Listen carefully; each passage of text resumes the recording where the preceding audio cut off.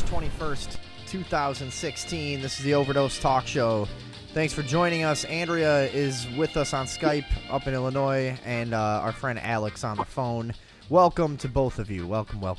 Hello and welcome. Welcome. Hello, thank you then for having me.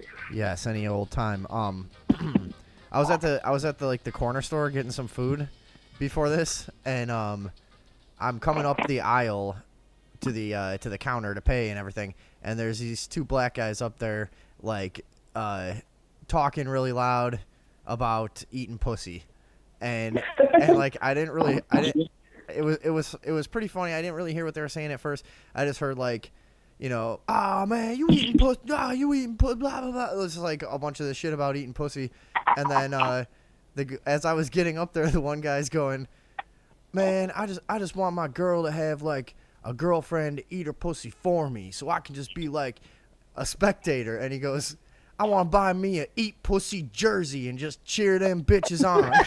It was like the funniest thing I've heard in a month, and I was just laughing my ass off. The guy behind the counter's laughing his ass off. It's like, yeah, man, an eat pussy jersey, just fucking stand back and cheer and all this shit. Like, that was fucking hilarious. Weird, intricate fantasy. Just the idea of an eat pussy jersey, I thought was genius. Yeah. There's your next business venture. Yeah. Yeah, one customer. And then as he's walking out, he goes, "Number 9 on that bitch." Oh my god! See, there's so many fucking funny people out there. Okay? There's so many hilarious people out there, and then you see like the really lame comedians and stuff that are having successful careers. You just go, "What is happening, man?" They're just Are they pretty hack? Well, just anything, a lot of people that you see on Comedy Central and whatever, and you've been seeing for years. It's like, man, I know people in my life that could come in the living room and make me laugh until I fucking cried, and like but like most of the professional comedy world is so fucking unfunny. That's my only comment. Yeah, they're also similar too. Yeah, it's they all make the same jokes. They also steal things from the everyday person that makes funny jokes like that. What are those guys? Right, yeah. If I was writing for a show, that would be in the show for sure. Yeah, exactly. They hear something like that in the gas station and they put it on the show. Do you guys have you ever seen Key and Peele? Yeah, I don't. A couple times. I watch it. Everybody like raves about it, and I'm like, it's just not funny. I don't know. It doesn't make me laugh. No, it has that. And like, there used to be some skits that I thought were kind of funny, and then I recently went back and watched a lot of the Chappelle Show, and they've pretty much stolen everything from that show. It's not really that original. It's generic kind of. And it's just like they kind of try to pull off this like awkward vibe, and it's just, I don't know, man. They just, to me, like, and when they're on stage live and stuff, they do the little interludes and everything on stage, and it's just not good improv. It's not funny. I don't know, dude. It all just feels really disingenuous and really like manufactured for mass appeal. Kind of forced and stuff. Yeah. Yeah. Yeah, I've noticed that about them too, and so many people have recommended that show to me. Yeah. Oh, you gotta watch it, dude. Oh, you like sketch comedy? That's the best thing on TV right now. Blah blah blah. Like. Yeah. No, Comedy Central has lost it ever since the Chappelle Show was canceled. Yeah, they were never very good. There was always one or two things on Comedy Central, and everything else was horrible. That's true. Because I watched like that Workaholic show. And that's another one. That one never those got. People, yeah, they're not funny comics. I've heard them try to do stand up. They're not funny, but like I kind of like the show. I've watched it a lot, but when you compare them to comedians I do like, they don't even stand a chance. Yeah, against any of them. Anyways, there's a lot of funny people out there. Right. I guess that's all I'm saying. It's a brilliant observation on my part. Yeah, well done. I haven't actually encountered a lot of annoying comics lately. I've been listening to Louis C.K. Pandora, which means that everybody on that channel would be related to him somehow. Yeah, and there, I don't care for some of the people that are really popular. Patton Oswalt. No, he Does sucks, anybody like dude. Patton Oswalt No, stand up? he fucking blows. To me, I think he blows. But I don't know. A lot of comedians don't like Patton Oswalt, so. Yeah, I've never been able to relate to like anything that he talked about at all. He's just so hacky. You think so? It's just like all of his jokes are the same jokes that everyone's been telling for 50 years, just like updated a little bit, you know? No, there's really not that. I think there's a few good comedians. You know, there's Louis C.K. No, there's a lot of good comedians. It's just it's like music. Well, there It's are like a lot of funny the best- people, as Vinny has already pointed right. out. And like the same way in the music world, it's not the most talented writers and musicians that tend to make it to the top. It's people that play that game well, you know, Right. and can go around and play all the games and meeting the right people and blah blah blah and all this shit. You know, but stand-up comedy is an art, and like, of course it is, but I'm just saying it's the same way in stand-up where it's like, you know, the people that like, why was Carlos Mencia one of the #1 comedians for years in this country? No. What was Comedy that? Central has a lot to do with like people's perception of comedy, even though it's not like if you follow stand-up comedy, you wouldn't think that. Right, exactly. And I've followed stand-up since we had satellite radio in the work van that I worked in years ago, and they had Raw Dog. I mean, I feel like Dave Attell, Louis C.K. There's few people that are really, really exceptional, but that's only if you really pay attention to it all. Tom Segura, how about him? He's hit or miss for me. Really? He tells a lot of I'm a dad and my kids do this jokes. No, he doesn't. Yeah, I heard it. Well, his newest special is that way then, because I heard a lot of that stuff on Pandora recently. I haven't seen anyone, but I recognize that guy, but I don't think I've ever listened to his specials. And what is going on with the new Ghostbusters movie? What the fuck is that supposed to be? How dare they call it a Ghostbusters movie? And it's another one of these things of like, it's just, no, there's nothing wrong with making a girl version of the Ghostbusters, I guess. But is it an all girls go? I thought that was a joke. No, that's real. No, that's a for real thing. Actually, right now I'm looking at the Sony Pictures Entertainment YouTube page. So this is like the official upload of the trailer. 27 million views. 196,891 upvotes and 472,452 downvotes. So the public is speaking on this matter through YouTube already. Dude, you never see videos with like 4 times as many downvotes as upvotes. That means that it's something. Unless they're really bad, yeah. Unless it's like literally a guy talking about why black people's brains are smaller than white people's, and then it's like, you know, then it'll have like all these downvotes. I saw that a few days ago, and I honestly thought that was some like trolling joke. You thought it was like some cheaply done just like sketch about, oh, what if it was a 100%. I did not believe it at all, and I scrolled right over it. Here, I got the trailer. So funny that that's a real thing. I got the trailer playing right now. 30 years ago, it says, and then there's a wide shot of Manhattan. 4 scientists saved New York. I remember them, right? Venkman. Is it showing the bros?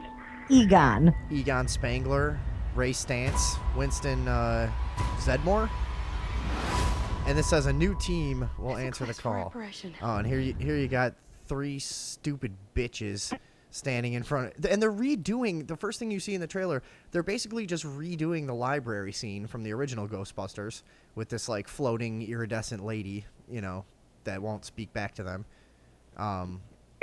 So it opens with and then she pukes ectoplasm. Oh, here she's walking up to her. My name is Erin Gilbert, Doctor of Particle Physics. He's ectoplasm puking all over. Oh my God. That stuff went everywhere, by the way, in every crack. Oh, hilarious. Very hard to wash off. We have dedicated our My whole lives God. to studying. Yeah. So it's like, why? I don't get what they were thinking with this. You had to know that Ghostbusters is such a fucking iconic thing, you know, and it has such a cult following.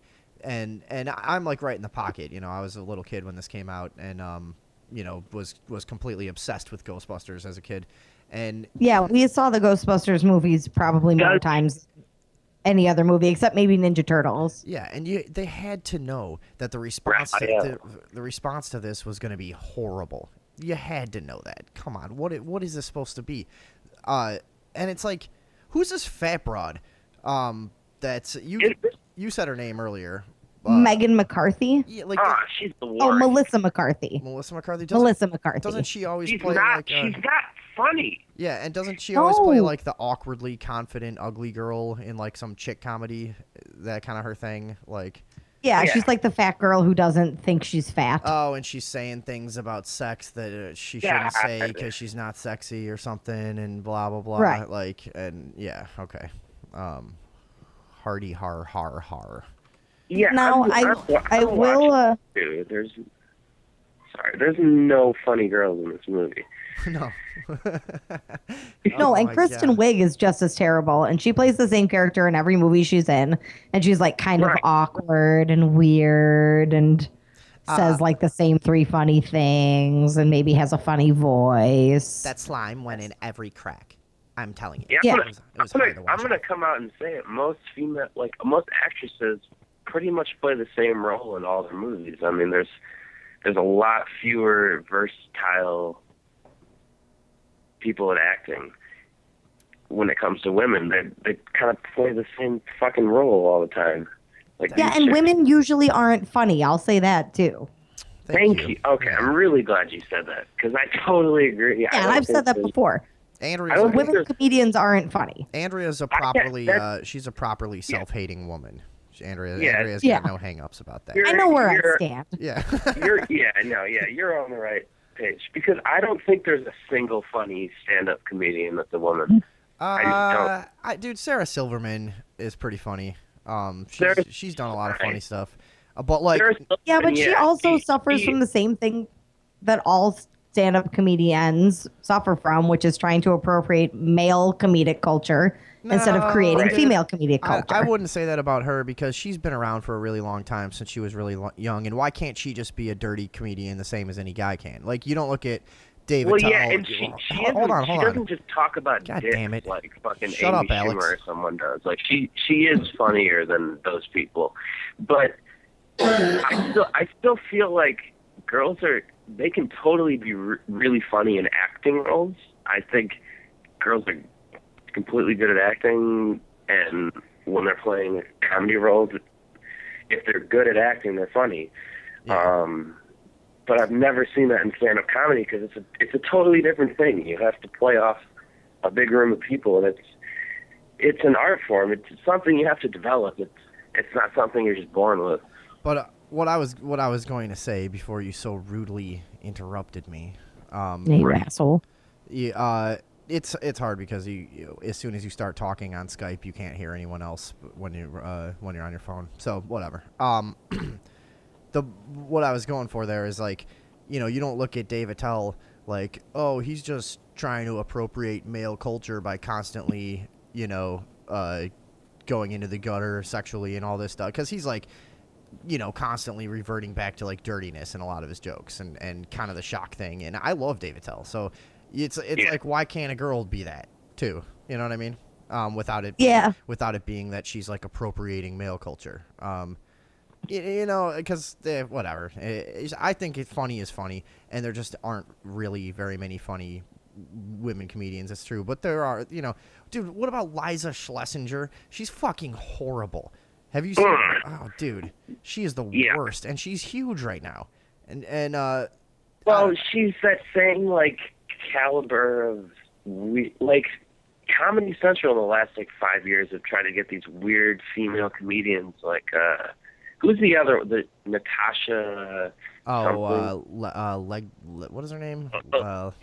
Lezing something. Yeah. Leggero, some stupid Italian name. Leggero. Yeah, and she would have gotten nowhere, same as Liza Schlesinger, unless they're both pretty hot. So that's pretty much how they get by. And there isn't that. What would be the male? What would be the male equivalent of that, of like a guy who's not funny but just kind of rides on his like good looks? Dane Cook, well, see, maybe? that's Dane a good Cook. point. Yeah. I feel okay, yeah, but I feel like no stand-up comedian would be able to hold any legitimate credit if Patrice O'Neal was still alive to burn them. Yeah, because, that would be awesome. Rest in peace, the greatest comedian in my opinion.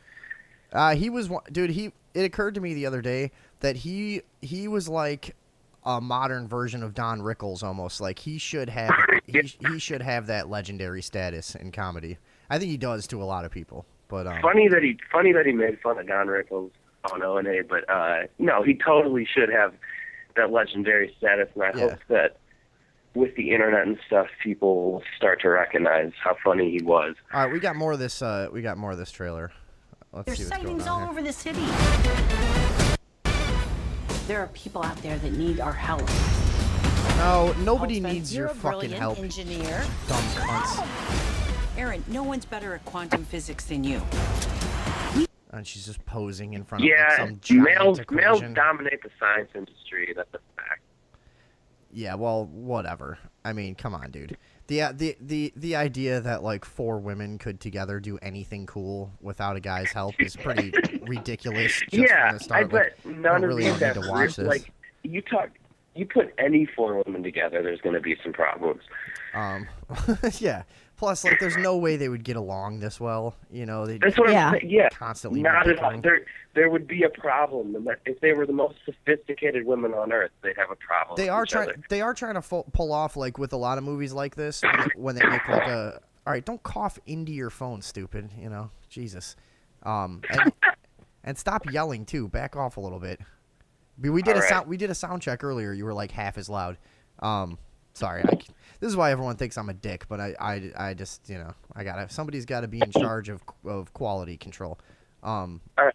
But they try to pull off this shit with these fucking girl movies where they pretend like girls are friends like guys are friends. And the reason like guy movies work is it's like realistic that there's like a group of guy friends that like all kind of you know, has the same idea about shit and maybe goes into an endeavor together or has an adventure. Like, girls aren't fucking buddies like that. They really aren't. You know what I mean? You know what I'm saying, I think Andrea. that's becoming like a slowly realized thing is that guys are way more accepting than girls. Like, guys have the ability to just let something roll off and be cool with each other. When girls always seem to kind of nitpick at each other and have a problem. And they're always that's why these movies don't work though, is because something inside you goes, this isn't right. This would never happen. I've never seen 4 girls you know, like buddy around like this in you know, successfully. Forget the ghosts. Dude, forget the fact that these girls are supposedly good at math. And one of them drives. Okay. Yeah. Hold on. We can provide a real service. Oh, she's at herself. I'm joining the club. And now, who is this chick? Have we seen her before? This like, she's a large black lady. Boy, is she a large lady. Shining tower of a woman. Yeah. Andrea, No, I have no idea who she is. Racist. You said shine. So, what? But she's like the gratuitous, like, big sassy mama, you know, like that's kind of her thing here. You guys are like, really smart. Right, yeah, she's stuff, just playing I know New a York. really And generic role. right. And wait, and you hear this is the great quote from her. and stuff, but I know New York. And I can borrow a car from my uncle. You didn't disclose that the vehicle was going to be a hearse. You didn't disclose. Shut up. Jesus I'm ready Christ. to deliver a Who line. is that? Missy Elliott? No, that's the other gratuitous fat broad. And oh, she's got a hearse. It's a Cadillac. It's a Cadillac. Oh no! It's a Cadillac. Now they're wearing their uniforms. Let's go. Oh. Did you want to? Sorry. I'll let you. Next time. Someone is creating a device that amplifies paranormal activity. Dude, these ghosts look terrible too. Like I don't know what. They look like a haunted mansion at Disney World. I don't know what it is. Like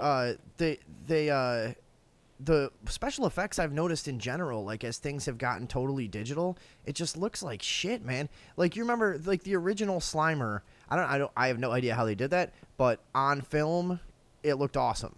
You know, and Yeah. Well, and it yeah. and it wasn't wasn't totally digital. It looked like it had depth, and it like interacted with the other things that it was pretty cool. Look at Jurassic Park, and then, no, I totally agree. Back in the '80s, you could make these weird like Ghostbuster movies. Now, like nowadays, explosions look a lot cooler and stuff like that. But yeah, these I'll agree with like that. these things that are like it's too realistic to say like, oh yeah, to even believe that something like this is real. Whereas back in the day, the GCI wasn't there, and CGI. CGI. But things made a lot more sense. Dude, I was watching something. The fuck was it? I was just watching. It was some new science fiction movie or whatever that was out, and man, it's just over and over. Every new thing I see, it just looks like shit. It really does. Like back when they were using the combination of like animatronics and like you use a little digital to touch stuff up and fill in some gaps and this and that. But a lot of it was makeup and robots and all kinds of other shit. Man, look at Jaws. Jaws still looks cool, Yeah. Yeah. No, dude, I'm watching this trailer finally now, and this. You're right. I was gonna say how bad this cast looks, but the CGI looks terrible. Like the ghosts and stuff. Here, it looks ridiculous. Let's finish this up. And we might be the only ones who can stop it. Holtzman, come on. One of them's named Holtzman? Ugh. The hat is to my point. Is it the wig or the hat? Man, these are some unfunny broads. Oh, she just licked her gun. There's a bigger fuck picture was hand that? here. And they don't even stand right when they're shooting their fucking proton packs. Like, they of course, like, over-assert their arms, like, oh, I'm really holding on to this thing, and they're, like, pushing it as they're shooting it. Like, that's every guy knows how to hold a fucking gun and look like you're shooting something. They look ridiculous. Everybody knows how to hold a proton pack. This is ridiculous. Look at that. Why does this need to be? Like, what? Man, you know what's a realistic movie about girls and ghosts? The Craft. You fucking dumb bitches be antisocial, sit around with a bunch of candles until something weird happens. This is not... There's a bigger picture at hand here. These ghosts can possess the human form. Some slime shot out of the drain. Now she's possessed. She threw a bitch out the window. Oh, hell no, the devil is a liar! Get out of my friend, Ghost! Ow, that's gonna leave a mark. The power of pain compels you! Ow! Oh my god. They did That's Gonna Leave a Mark? That's gonna leave a mark. And that's in the trailer? It's one of the funniest moments in the movie, obviously. Dude, that's gonna leave a mark. I don't know where the first place that phrase appeared, but that's like a thing that like annoying people that were trying to be funny in junior high would have said. Oh, that's gonna leave a mark. It's probably from like SNL or something. Dude. I can't remember, but like that dude. This I could see why you didn't think this was real. I really can. Tommy Boy. Oh, is it Tommy Boy? really Yeah, fucking that might be. sad that That's they would probably ruin- what it was. Yeah, Tommy Boy. Or Sorry. Black Sheep, whichever one. He's Okay. on the boat and he gets hit in the head. Yeah, that might be where it's from. Yeah. It's really, I think it's sad they would ruin such an iconic movie like this and not know Well, that. Dude, they're this not ruining this it. takes away everything funny about Ghostbusters. No, it it was doesn't. just like a mid '80s movie. Like you could laugh about it, you could quote it. It just ruins the movie. No, it doesn't ruin the Well- movie. It just adds something totally unnecessary and stupid to the story. Here's the other thing. This is a big mistake, though, because if they had paid any respect to the original set of movies, they would get every single person who was ever interested in the original Ghostbusters would go see the new one. You know, And that- a whole new generation of people interested in seeing this would go see the new one, too, you know? I think it was. That's a good point. Like the new Star Wars. Instead, they've the new Star alienated the Wars original movie, fans. They had all the old Star Wars fans come to see it, but I don't think the old Ghostbuster fans are gonna see this at all. Fuck no. No, way. absolutely not. You know the Ghostbusters was originally written for John Belushi, and Dan Aykroyd. Really? I think they worked on it together, and it might have started out as a sketch for Saturday Night Live that never got on or something, and then there was like, it's one of those movies that has like a curse because John Belushi died, and then I think they tried to get John Candy, and he was on board, and then he died, and something like that, and it was like a bunch of people died before they were able to finally make it. But dude, there's no way anybody involved in that movie. First of all, Bill Murray is not gonna fucking even entertain it for a second. You know, nobody that's still around is gonna look at this and go like, "Oh yeah, I'll sign on to that. I'll do a cameo." Like, no way. Why? Right. Yeah. No, because they know better. Harold Ramis is dead, right? Or isn't it? Yeah, Egon. Yeah. Yeah, that was pretty recent. All right. Well, here, just a little bit left of this.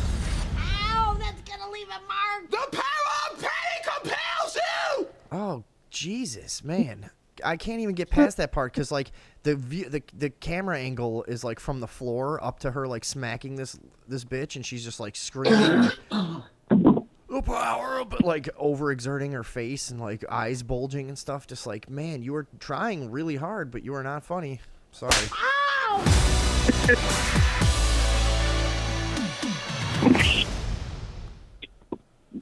Ugh. And they're using the same logo. Like, you should have to put lipstick on it or something to make it obvious. Yeah. Which is which. Hey, who do you think will be like the main demographic for this movie? No one. I think it's going to tank horribly. Idiots. I think it's Really? Like, not even radical feminists? Maybe there's people who are going to watch this just because they feel like they have to support it because it's like a woman thing, you know? Female ghost hunters. Female ghost hunters, you're right. They're probably going to check it out. But, you know, they don't like any of this kind of shit either that confuses the public as to what, you know, paranormal research and study is. Any kind of real ghost hunter can see through this bullshit. Well, they don't even like the the paranormal investigation teams on TV. Like, that stuff is too ridiculous for them. So they're definitely not going to like this. Well, yeah. That shit is ridiculous. Dude, I just can't even imagine what they were going for with this at all.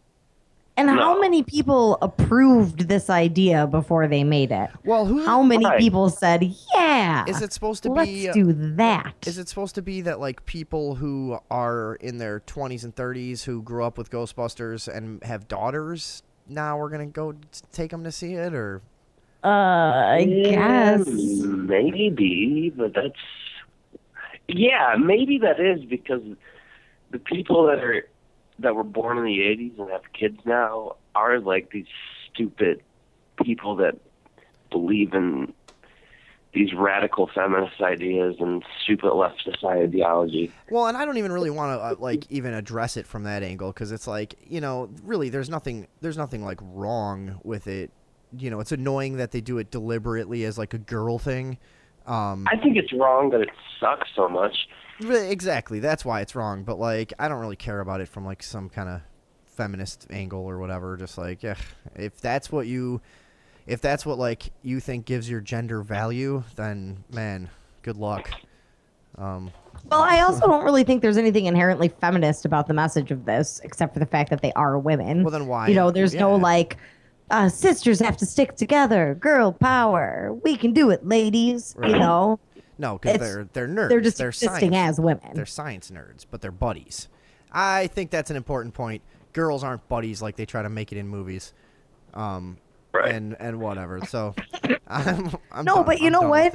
Going back to what you said earlier, the Craft really is a more accurate depiction because they all turn on each other and try and use their magic against each other and backstab and lie. One crazy bitch tries to fucking kill everybody, you know? Yeah. Yeah, exactly. That's what would really happen.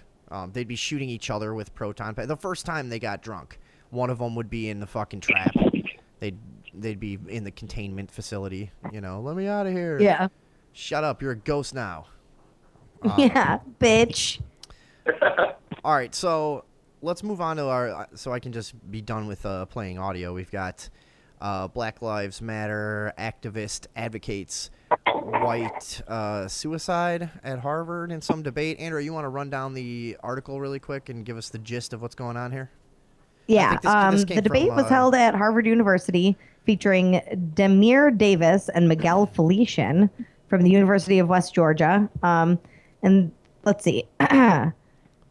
The Felician argues that white life is wrong, and white people shouldn't be able to affirm that their lives have value.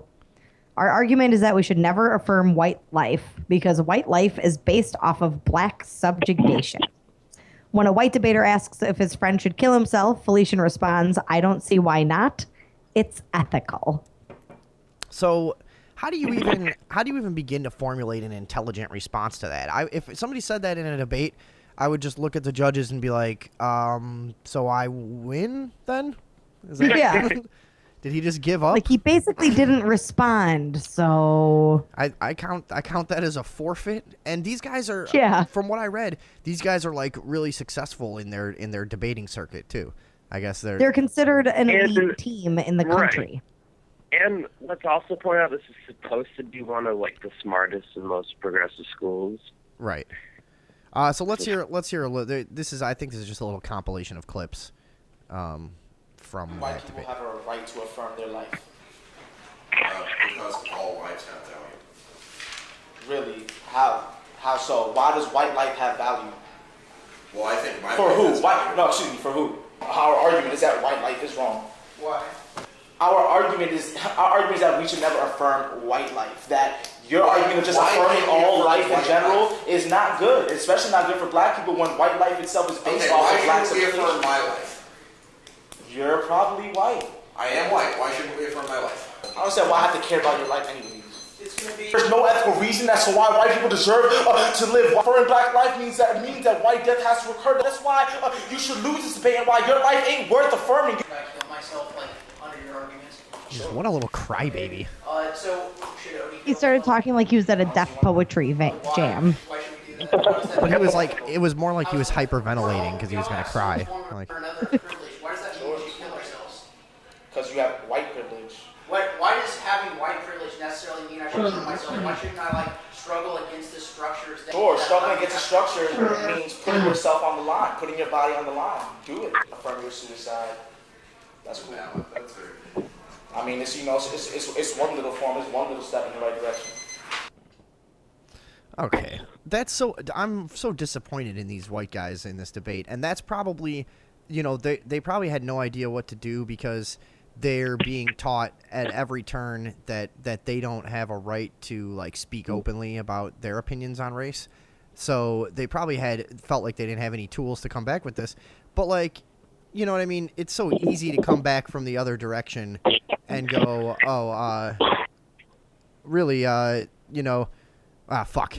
I said it was easy and then I totally forgot my point. To kind of pick it apart and say like, the guys, I guess it's just that the guy's justifications don't make any sense. Why don't white lives have any value? Because you have white privilege. What? It is just it is sad that it's a bewildering, like, people are they're being taught these ideas with these buzzwords that, like, as soon as they hear them, they feel like they have nothing to combat with. But they do if they just really think about what these people are saying. But it's being engraved in their minds that this is the way it is. It's like white life is based on black subjugation. What does that even mean? I mean, it doesn't mean anything. That's the whole thing. It's like, exactly. First of all, race is just an idiotic way of really discussing things. You can use it to make statistics and to see if there's institutionalized racism based on skin color, fine, blah, blah, blah. But at the end of the day, race is a social construct. It's not even real. Everybody's so mixed up around the world. Like, you ever seen that fucking chart that's like a chart of skin tones around the world as like you were to travel around the world? And when you see that, you realize, man, there's 60 different shades of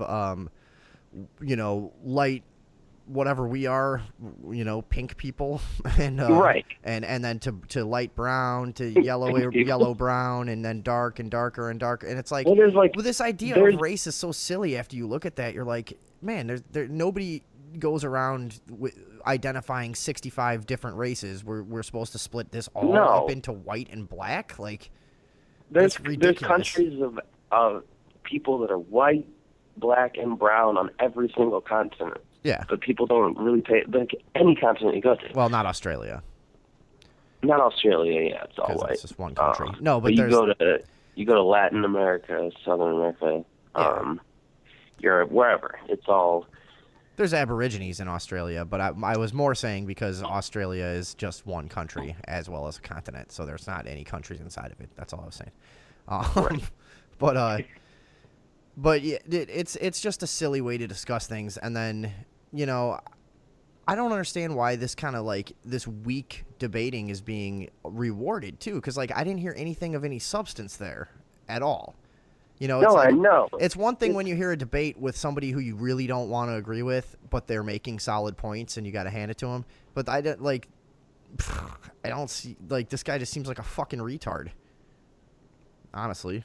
Yeah, I agree. I feel like you could go to any country, anywhere else in the world, and go to, like, not even a top college, just any college, and they wouldn't sound this fucking retarded. I think I might, if I was in a debate with this guy and he like kept telling me to kill myself, I might just swing at him. I might just turn it into a fight. It's like we're not debating. Like, you're just basically telling me to die. Like, let's just fight then. Fuck it. Yeah, that's true. It's not a debate. They're just talking in a club. And these white guys are such pussies too. They're such pussies. Stand there like, no, well, why can't I have life too? Like, dude, don't backpedal from that shit. Just call it ridiculous and stupid, I mean, because that's what it is. I guess they agreed to the debate, though, so they have to do it, argue it, but... It is. Like, if you just want to look at it at a basic level, if you call out people for, like, white privilege or something, you're digressing in the racial equality that we've created in this country. You're backpedaling. That's the class, the regressive left, as they're commonly called now. Okay. Yeah. No, it really is, dude. I'm getting really. I know we've talked about it on the show plenty of times, but I'm getting really fucking sick of the double standard. Because if a white guy came up there and said black lives have no value because you could make a statistical argument that black lives statistically leech off white lives. You could do that. I'm not saying that. They consistently enslave themselves. Right, and I'm not saying that, but you could make that argument statistically, and you could say black on white crime far outweighs white on black crime and violence. Right. And you can pull out... Like, me and you both agree that, like, we don't want to think that that's the truth, but you could statistically make that point. That's my thing, is like, you could easily do this from the white perspective, and if you did that, you'd be a KKK member. That's exactly. You'd be demonized no matter what angle you came from in that. But this is okay for some reason because, well, he's obviously justifiably angry at the social constructs which have oppressed him and his culture, and he identifies as black, and that's certainly not a limiting term that's used to turn you into a divided, drone that just argues on incessantly about nothing. Certainly, the term black is definitely something to have a lot of pride in. Like, because I don't have white pride either. I think being black or white or whatever is just it's a very limiting way to think and a very limiting. The only thing I've ever felt pride in is being a human being, because every human being, every species has made immense strides in their evolution, and we're a weird species because we really shouldn't be here. Yeah. Based on the facts of evolution, but we are. We defy everything. We're a strange species. Right. Is Andrea still here? Yeah, I'm still here. Oh, okay. Sorry, I thought you got dropped or something. Oh, no, that's okay. I'm just thinking, so if these white guys had known that the subject was coming and they had the opportunity to form their pro-white argument, you think that they would avoid doing so for fear of appearing racist. Yeah, that's what I'm saying. Yeah. And we've been here, I never went to college, but I've read for years how most major universities have become like brainwashing, like leftist weirdo, institutions. And I'm sure there's a lot of different levels of that, but you hear it about Harvard a lot, and this definitely, like, if this is the kind of thing that's going on, and the teacher's like, yeah, they're doing great, they're so bold.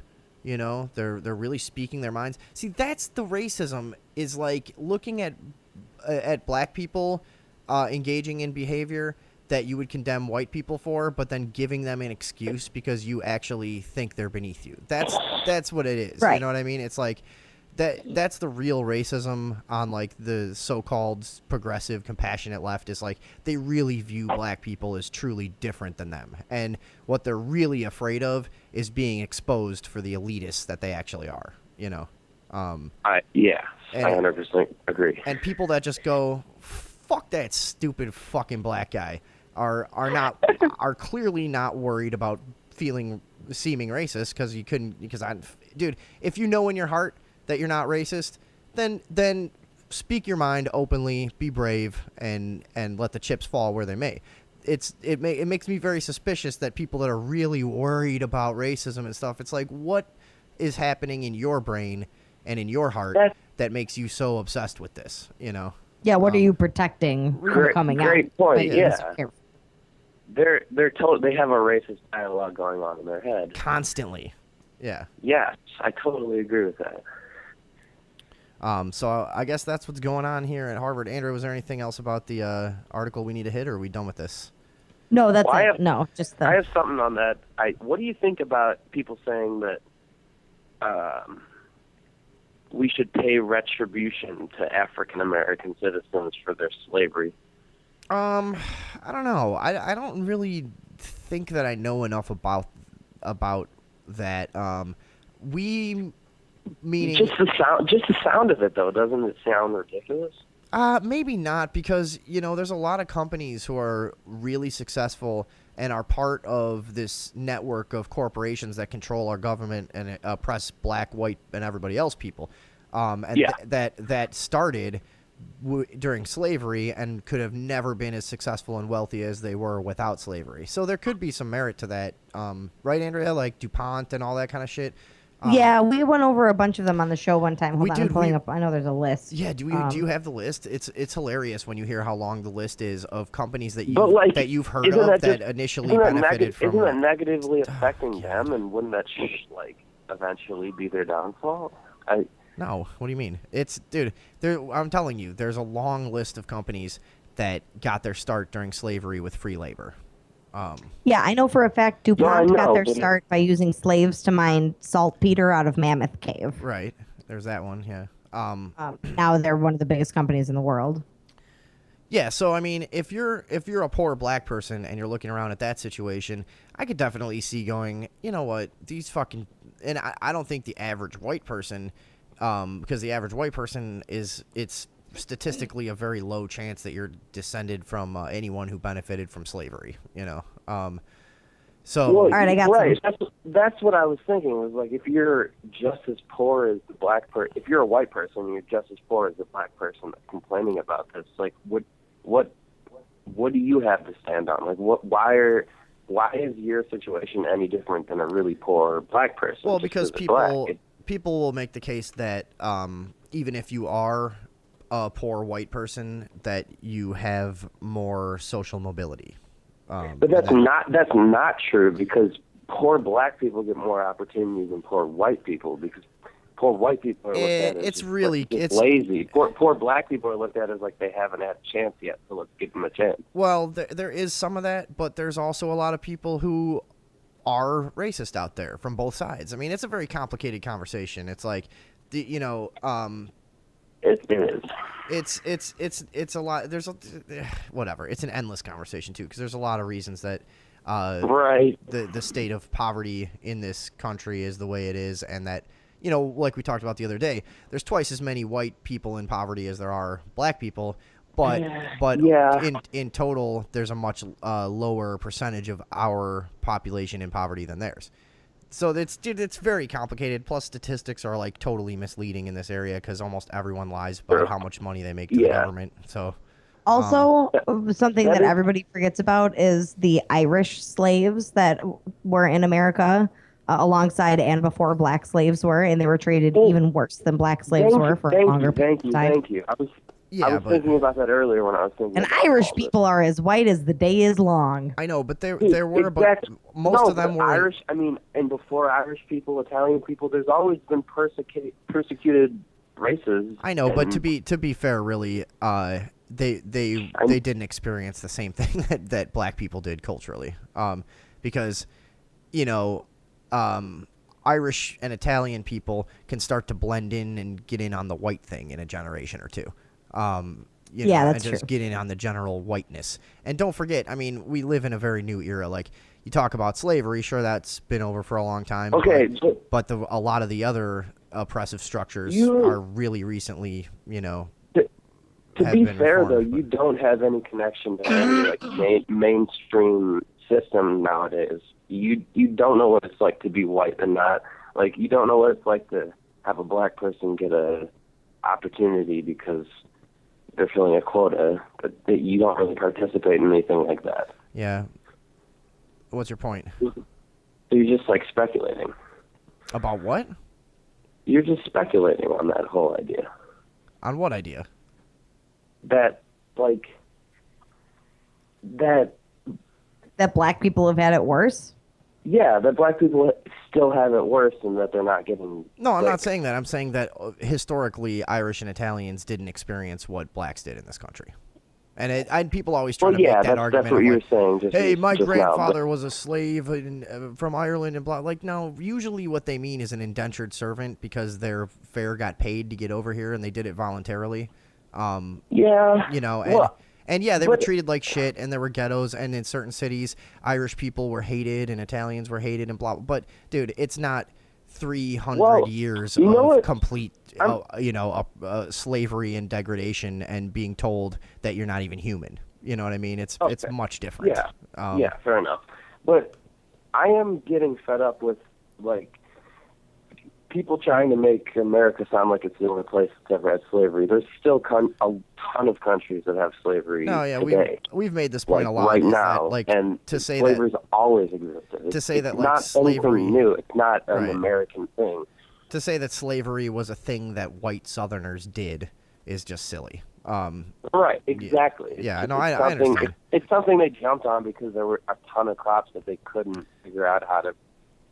Well, they were just trying to feed everybody. It was a noble. Come on, you would have done the same thing. No, it really was. Come on, I mean, it was a greedy. You need shirts and need pants. It was a greedy and unbelievably, disgustingly horrible thing to do. I mean, come on. It's like there's no. I mean, well, when you hear the stories, you only hear bad stories about. You never hear a positive slavery story, and I'm kind of fed up about it. All right. Yeah, Andrea, you got the list of companies that are still around today. I just want to hear them again because these are all companies who would never have been nearly what they are today without the boost of free labor during the slave years, right? Yes.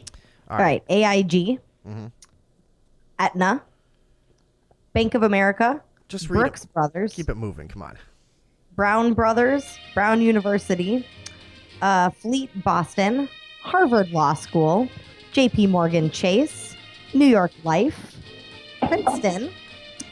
I've got a second list over here. USA Today, Canadian National Railway Company, Barclays. How did USA Today benefit from slavery? Isn't that a newspaper? Yeah. Their parent company, E.W. Scripps and Gannett, had strong links to the slave trade. Okay. All newspaper companies benefited from race relations, like when marijuana was outlawed. Sure. All right, Andrea. Is that it? N.M. Rothschild and Sons Bank in London. Of course. Norfolk Southern. Mm-hmm. And CSX. Yeah, which whatever is that another is. railway company. A railway company. Okay. Ooh. All right. On that note, leaving you with that little tidbit of American history. Let's go to a quick break and come back in a minute and do a couple other things. Yay? Okie dokie. Okay.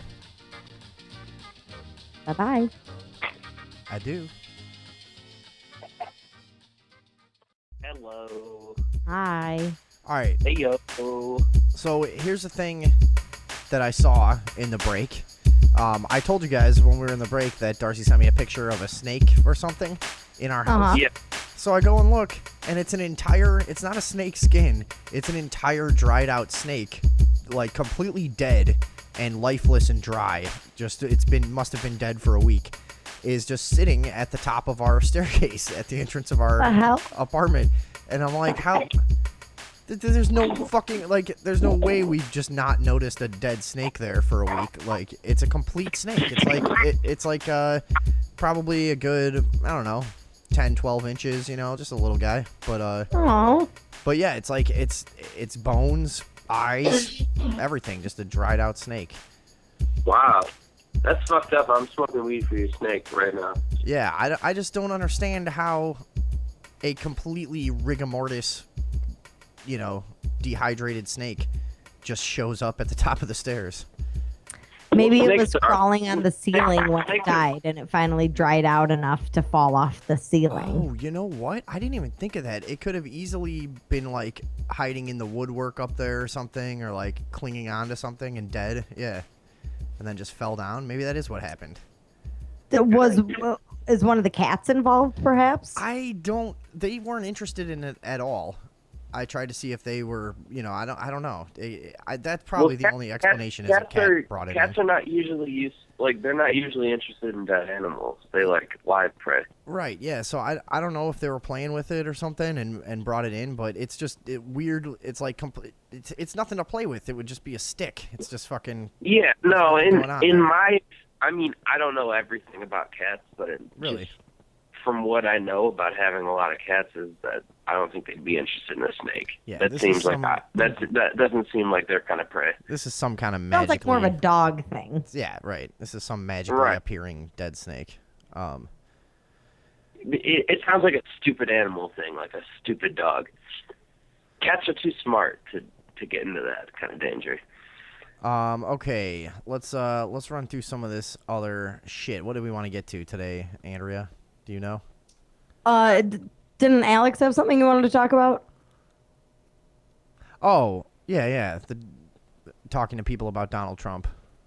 Yeah, my dumb parents just are really against him without having any legitimate reason. So well, it's interesting. I've noticed that about most people have just really accepted this without doing any research. Just like, yeah, he's just a crazy bigot, and I see still people sharing that quote that's going around that says Republicans are the dumbest people in the country. I could run as a Republican and they'd all vote for me. They're the biggest sheep or whatever. And it says Donald Trump 1988 People magazine. It's completely made up. It never happened. Yeah. Never happened. I know. And people still keep sharing that. Quotes from interviews from him from the early 90s and stuff. And he's exactly the same as he is right now. He wasn't that, and he's never been anything that they're trying to portray him as, but he's got this hardcore negative light on him. All the news stations are doing it. That's what kind of gets me interested in it, is I've never seen such a completely deliberate smear campaign in my life that is so unfounded. It's now he might, when I say unfounded, I mean the things that people latch onto are almost entirely either made up, misquotes, stuff where they leave part of it out so it sounds worse than it is, blah blah blah, and and I've never seen people so readily accept that they should hate someone without really knowing anything about it, and I don't care if you do hate him. I'm not saying he's a great guy. I'm just saying it's amazing how little people actually know about what is said and done, and then they're so ready to just jump all over it.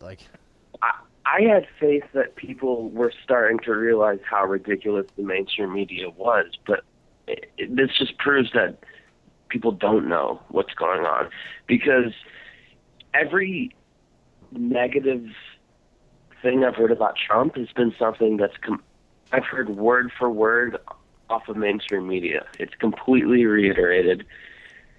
It's got nothing to do with personal opinion. Nobody has an opinion on it. They're just, people are blindly following what the media says. And so what happened when you tried to talk to your parents about it?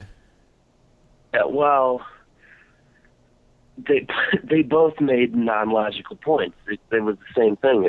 It was something straight off of the media. He was a racist, or they've got some problem about him building a wall, but they can't explain why. Right. Okay. Yeah. That is true. Like, people do tend to, it's just like things are broken down just so stupidly at this point that it's like, well, he's anti-immigration, and it's like, so what? You're pro illegal immigration? Like, well, yeah, you know, they're not right. They're the hardest workers in this country, and blah blah blah. It's like, so you don't see the concerns at all? You know what I mean? Yeah. Like, I gave my mom some chance to re-research things, and I asked her tonight, like, about the whole immigration thing, and she's like, well, every wife he's ever had is an immigrant. I was like, well, our laws are, if you marry somebody, they can become a citizen of the country. It's pretty cut and dry. They're not talking about that. Right. It's just stupid examples that don't hold any merit to the debate. And especially because, like, you know, like we go back and forth on it all the time about whether Islamic terrorism is a real threat to the U.S. or not, whatever you believe about that. If you do think that it is, they're probably going to come in through Mexico. So, right. You know, that's what Mexicans will tell you, that you know, yeah, a lot of Middle Easterners come to Mexico to get into the United States. A lot of people from all over the world go to Mexico to get in the United States because some way they'll find a way in through South America or however and work their way up. You know, in Mexico, they look at, like, people from some South American countries as, like, that's how we look at Mexicans, how they're coming across our border, and Mexicans look at them like, man, they're all streaming up here. Mexico has a wall on their southern border, and nobody brings that up in this conversation. I didn't even know that. Yeah, they have a southern border wall. Okay. Nobody brings that up. People say that it's racist to build a wall, but they do it too, and it's not racist. Like, a ton of countries around the world do the exact same thing. Yeah, but I'm not into walls, like I said earlier, just because a wall can be used to keep you in. Just as used to keep somebody out. And that might be silly to think like you couldn't escape some other way if you really wanted to. If this country goes into some kind of socialist hell and we have some dictator at some point that's killing anyone who dissents and all this, you got to think, like, it's not impossible for it to happen here like it's happened a lot of other places in the world. So I don't know how many walls I really want around this place when the political climate is so unstable, you know. So, like, it's just like, it's the whole building a wall in Mexico thing has been a topic of conversation. I mean, I'm only old enough to remember when George Bush Jr. was running for president, and this was a topic of conversation. So it's like somebody's actually trying to get it done now. It's been going on for way too long. It's been a bunch of bullshit. I mean, somebody's actually addressing it. Yeah, and I don't know, dude. I never take a big stance on immigration because, like, I would do the same thing if I needed to get out of the hellhole that a lot of places in Mexico has become. I would do whatever I had to get to the United States too, and I probably would, well, yeah. You know, I mean, and that's and I now that I think, and I don't also want to be like righteous about paying taxes. Nobody really should be. Everybody tries to get out of paying taxes, and all this and that. So it's like, you know, it is true that there's a culture. Part of Mexican culture has become come to the U.S. and just take everything you can get, and bring it back to Mexico when you're 37 and you're ready to retire, whatever. But at the same time, I don't know that I would really do any different, you know. So well, yeah, but I'm glad you said that because I think that, like, if America gets any worse, I want to move to another country. And that's exactly what these people are doing. Mm-hmm. So, yeah, exactly. There's a lot of us here that are just sick of it. Just like, fuck. That's true. And, and it's like we have it pretty good in relatively to every other country. So, yeah. Yeah, where are you going to move? Yeah, the only place I would want to move is somewhere totally lawless. European countries, just because I'm white, and it, if you're white, it works out pretty well for you. I would like to move. Like, if I was gonna leave this country, it'd be to go to like some island where like it's not even necessarily safe, but it's free. Where there's just lawlessness. I would be down with that. Or somewhere like Aruba, where it's just relaxed. And you can drive around drinking on the beach and shit and getting high and nobody, right. I don't know. There's a lot of places that are probably, if you can figure out a niche there, that are probably a lot more fun than here. Yeah. I like Iceland. I figured if I ever had to leave the country, I'd go to Iceland. Yeah, you always talk about Iceland. It's a good place. Why would that be your place? Because they have kind of galvanized as a society and taken back their economy and stuff? Are you asking me? Yeah, you're the one. Oh yeah, absolutely.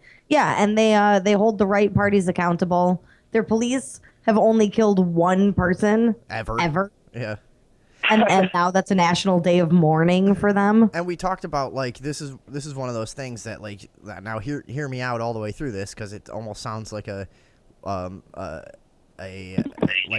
racist kind of argument at first, but I really think it's because they are so well, how do you say it? They're just so like I don't want to say racially pure, but they're just all 98 point something the same exact race, and they're culturally similar. And they have the same. Actually, they have the same. They have the same religious backgrounds. 98% of the country, the same racial backgrounds, the same everything. So their establishment does not have. Shut up. So their establishment doesn't have the tools of division that they have here in this. Right. What they call a melting pot is actually just a shitload of different volatile chemicals. Yeah. And so they have, it's so easy for them to keep us divided. In Iceland, what are they going to do? They've tried the rich and the poor thing, I'm sure, and they saw through that, Anyway, yeah. Alex, I'm sorry, go ahead. No, yeah, I've just heard that a lot recently. You can't really compare what's going on in this country and your problems with this country to a country in Europe that's pretty much all white, if you're white, because things wouldn't be the same for you. That's pretty cut and dry. That like they don't have those same kind of problems because they don't have race relations like we do. Well, and I'm just saying that's all because establishments use differences to drive drive division, right. So it's like that doesn't exist. Icelandic people were like Iceland or Finland or Sweden. Like you don't have to. Those places are like 85% white at least. So Andrea, you want to go there for the whiteness or? Yeah, because I prefer to be around people who look like me. I don't think you look like Icelanders. I don't think you're gonna fit in there. Well, I'm pale enough. You're pale enough. Go to Germany. You'd fit in. Oh, Germany. I didn't think of that. You should go to Germany. Germany's shit. No, Germany sucks. Germany rules. Does it? Yeah. No. Why? Because you went there and got drunk one time? No, I've asshole. Paid attention to Germany a lot. It rules. Well, do you care to elaborate or no? Nah, you know what? Fuck it. Who cares? No, forget you. Yeah, let's All right, don't give me a chance. Well, I was trying to get you to tell the story about talking to your parents about Donald Trump, but you are refusing to do it. So let's move on to something else. Okay, remember when the protester was punched in the face at the Donald Trump rally? Yeah. And they arrested him after being punched in the face? Right. Did anyone else think those people were planted? Sorry to cut you off. Were planted? Yeah, I think they're like... No, you're talking about a different thing. You're talking about the rally that was postponed. She's talking about the video of the black protester that was just punched by like the old cowboy guy. Oh, yeah. Okay, sorry. Yeah, so they found that cowboy and arrested him. And now 5 North Carolina deputies have been disciplined for allowing the guy in the cowboy hat to assault the other guy. They basically did just let him punch him in the face and then tackle the guy that got punched. Yeah. Yeah, and they tried to say that they didn't see what happened, but someone reviewed the video and pointed out, like, here's one officer who was literally looking directly at them when this guy sucker punched him in the face. I think it's what I said, is that the cops were so on edge expecting a problem from the black guys that the second there was any movement, they were just already programmed and ready to take him down, you know. Black guy. Get him. Yeah, but it doesn't really explain why then a few seconds later they wouldn't go, hang on a second, grab that guy too, you know. Right. Because he was arrested later, I think. The old guy, wasn't he? Yeah, and I don't want to believe that somebody could just be so blinded by that kind of expecting that it would be the black people. Because that guy was clearly assaulted by that old white dude. Right. And I'm sure I'm positive that that's what it is. That the cops were just all on high alert. Oh my God, black people! We're leading them out, but at any moment they could turn violent. You know. Yeah. And I'm pretty sure that's what it was. Are those regular cops or those hired police? I think they were like state cops or something. Yeah, North Carolina deputies. Yeah. I'm pretty sure in any private event that the cops are paid for. They're not actually there just on their own civic duty. So I wouldn't have a hard time believing that those cops all had an incentive to not make the Trump protesters look bad. So I got another one here. High school censors swastikas, missing entire point of satirical anti-Nazi play, The Producers. Have you guys ever seen The Producers? Yeah. So there's a lot of Nazis in there, right? So yeah, that's the point. Exactly. And this is where this kind of shit is going, and it's already gotten absurd. Is now you can't have a realistic representation of Nazis and make fun of Nazis because the very sight of their symbol is offensive. Like, is everyone that much of a fucking baby at this point? And it's not that. It's just people are in this mode now of like finding triggers everywhere they look. Could this make someone feel bad? Is this, oh my God, our play has this in it. You know what? I don't think we're supposed to do that anymore. You know what? You're right. We shouldn't. Well, let's get that taken out. Like, it's just this strange, compulsive, weird, searching out of anything that could possibly, I don't even think they wait for anyone to complain anymore. I think it's just people who think they should think something is offensive. Right. But like, they're constantly seeking out anything that's politically incorrect. I thank you for bringing up triggers because it's a strange thing that's going on right now. Yeah, that's becoming such a common way of discussing things, is like people are talking about triggers as like a serious, tangible threat in society. It is. When the college outlawed clapping because the loud sounds could be a trigger for people who've suffered traumatic experiences. Sure. Yeah. Well, and I think it's really funny too. They interviewed some of the students about the censorship of this play, and Tyler Lowe, a Jewish performer, has said it's satire. It's not supposed to be taken seriously. So even the students are like, "What are you guys doing?" Yeah, dude. But it just, man, it's gonna be hell in a couple generations after people have grown up in this environment for years and years, and they teach their kids to be even further down that road. It's just like, my God. I'm not even surprised, honestly, because the generations above ours, like, a lot of them believe in stupid satire pieces you see on TV that talk about, like, politics, and they get their opinions based off that. We live in a really ridiculous generation. I feel like anyone who didn't grow up with the internet doesn't appreciate the information that is allotted to us enough, where do they feel like things are just true because they hear them, and a lot of people older than us don't. Yeah, I mean, and especially, like, the entire point of this play is that the two guys who write, if you haven't seen it, it's or the movie or whatever, the story is there's two guys who are trying to write a play that I forget the reason, but they want it to tank and for it to do horrible. There's some loophole where if it closes within a certain amount of time, they earn money without having to do the work. Okay, yeah. I forget exactly how it worked, but basically they wanted this play to do horrible, so they're searching around. They were producers, and they're searching around, and they found somebody that wrote like a pro-Hitler play, right? So they decided to put it on, and the public assumes that it's satirical, and they all love it, and they think it's making fun of Hitler. So it does really well, and it's kind of the whole irony of it. So that's the point of it, is like it's that you get what I'm saying. The whole point of it is that it's ironic and weird, right? And it's supposed to be it's supposed to be bad. You're not supposed to like Nazis. They do, the whole point of what they do is because they figure everyone hates Nazis. So like, how could this fail? So here's what the superintendent says. Knowing all of that, all the superintendent has to say is there is no context for a public high school where a swastika, or in a public high school where a swastika is appropriate. Bob Pritchard. That's what he says. No context. What about in your textbook, Bob Pritchard? Yeah, what about in a fucking textbook? Exactly. Fuck you, Bob.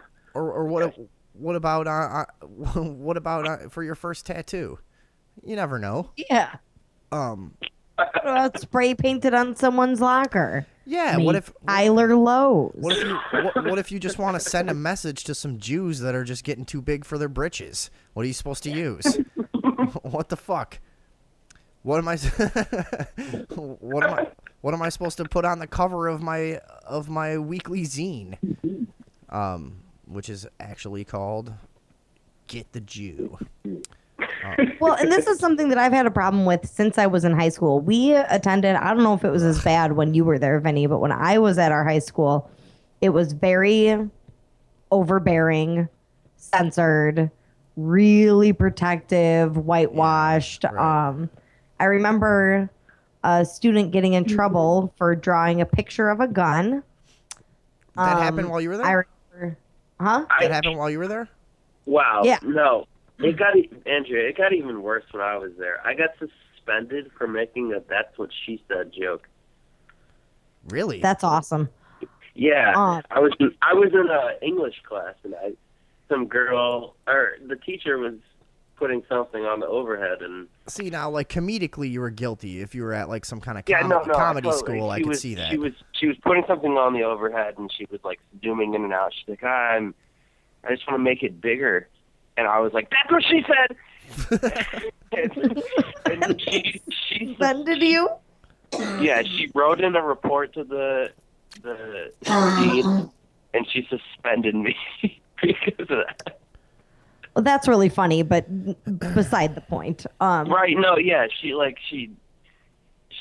sent a letter to my mom, and my mom was awesome. She like played along with it. She's like, well, she kept acting like she didn't understand what the joke was, and she's like, I don't get it. Like, can you explain to me? Can you explain to me what that means? Like, yeah, she kept having her like elaborate, and my teacher couldn't do that without being vulgar. There's she was saying that I was implying something. Sure. There's a quote here from Mel Brooks that says, "I was never crazy about Hitler. If you stand on a soapbox and trade rhetoric with a dictator, you never win. That's what they do so well. They seduce people. But if you ridicule them, bring them down with laughter, they can't win. You show how crazy they are." And I think that's a really eloquent way of kind of crystallizing the whole point, is why engage on some kind of equal playing ground morally with somebody like that. It's like, what's the point? I'm supposed to sit here and denounce Hitler like that's gonna, like that makes me a good person. It's that's a really good point. Ridicule and show how crazy it is, and yeah, I think he's totally right. I agree. Well, my point being that, where do you draw the line? When do you stop censoring? Like, I got in trouble when I was in high school for producing a piece of art that suggested drug use. I got in trouble in high school for climbing a tree. It's just fucking insane at those places. Go ahead, sorry. I never went outside once in high school, so, I mean, you were lucky to go outside. Yeah, probably was. Go ahead, Andrew. But it's just like if you claim to be an educational institution and all you're doing is trying to hide aspects of history and pieces of culture and things that should be educating people about instead of trying to hide them from, like, where do you draw the line? And how does this school now not censor all of the swastikas out of their history books? You know? Right. Yeah, where does it end? It's all ridiculous. My God. Nowadays, I had a dope history teacher though, the head football coach. Yeah, I had him when I was there.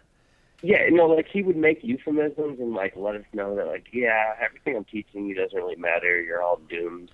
Dude, I still say he was the best teacher I ever had, and I thought he was going to be horrible because he was a football coach, and I thought he was going to be a retard. Wander, right? Or... No, I had Ventrelli. Ventrelli, for history. No, both of them are cool. I had both of them. So he taught history, and he was the only guy I ever remember that made the first time in my life I felt interested in like Revolution history and right. The early American history and stuff like that. Because that was the only thing they could be honestly passionate about. Yeah, it was the only thing that was true. And he would always tell us like shit like here's what I have to tell you about this. This is what the textbook says, but what you should think for yourself and do your own reading and blah blah blah. And he was very. I remember he said one day in class. He said we were talking about the history of race relations in the country, and he was talking about how angry black people are at how they've been treated culturally, and he goes, and that's why there are very, very few good young black men left in this country. And and everybody kind of got awkward. We're like, can he say that? And there was one black girl in my class, of course, at that school, there was like 15 black kids, and out of 3,500. And so there's one black girl in the class, and I think her name was Tony. And he goes, everybody all the white kids get really awkward, and she's just smiling, and he points and he goes, look at Tony right now. He goes, Tony, am I lying? And she's like, no, you're right. And then everybody relaxed. But he was he was like a kind of a fearless guy who would get you interested in things, and like that's what a teacher should be, and not following the textbook is like figure out how to get people fucking curious and into learning. Right. Figure out how to work around the textbook and be a real person. Yeah, which it's so weird that the best teacher I ever had was the dumb jock football coach. Right. I mean, which proves the point. You can't judge someone on anything. You never know. Yeah. That because the same with me. The best teachers I ever had were dumb jock people. Like because you have so many fakes that get those high school teaching jobs. Why did Andrea? Well, there's an article in here about somebody in the Eagles dying. I must have sent that to you accidentally. Oh, okay. The Eagle, the restaurant? No, not the restaurant. The band. Eagle restaurant. Yeah. They've officially broken up. I live down up. this block from the Eagle. Glenn Fry is dead at 67. Does anyone care about that? Florida poll workers find Democratic ballots in closet after telling voter that the primary is for GOP only. Did you see this? A Florida woman said poll workers. Is so creepy. A Florida woman said poll workers tried to turn her away, saying that the primary was for Republican voters only. Teresa Weibert said a poll worker at her Polk County precinct handed her and her husband Republican ballots, told them Democrats could not vote in Tuesday's primary. That makes sense. The boss came over and said we could vote Republican only, she said. I couldn't believe it. I told them I wasn't leaving.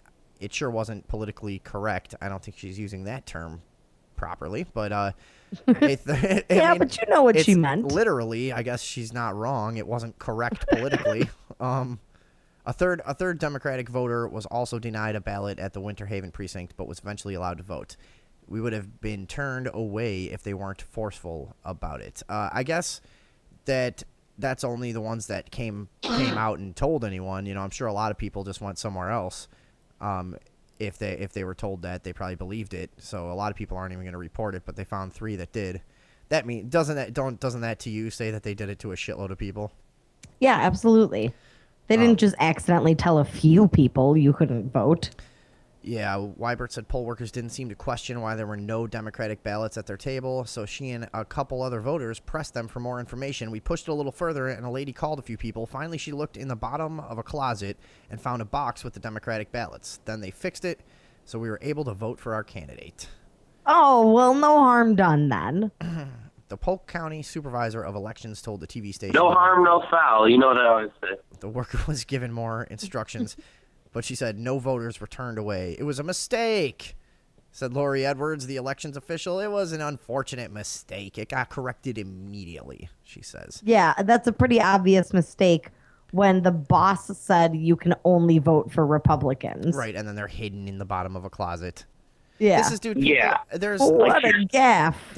She's just hiding that shit. There's fucking voter fraud at every level, electronically, physically, all over the place.